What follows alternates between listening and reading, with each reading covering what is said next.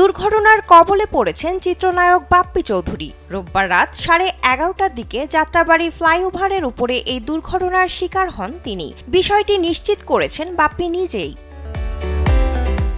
যাত্রাবাড়ী ফ্লাইওভারের উপরে একটি ট্রাক তার গাড়িকে পেছন থেকে সজোরে ধাক্কা দিলে ক্ষতিগ্রস্ত হয় গাড়িটি। অল্পের জন্য প্রাণে রক্ষা পান এই জনপ্রিয় নায়ক।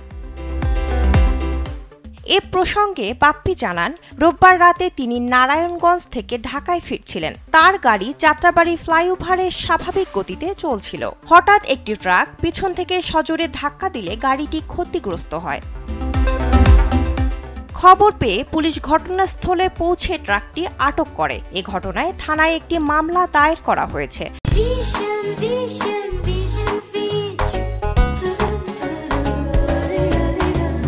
তবে এখনও পুরো ঘটনার ধাক্কা কাটিয়ে উঠতে পারেননি বাপ্পি।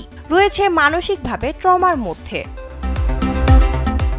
এদিকে মুক্তির অপেক্ষায় রয়েছে তার অভিনীত সিনেমা কুস্তিগির। তবে শাহিন সুমন পরিচালিত এই সিনেমাটি প্রেক্ষাগৃহে নয়, মুক্তি পাচ্ছে টেলিভিশন মাধ্যমে। বিনোদন ডেস্ক, কালবেলা।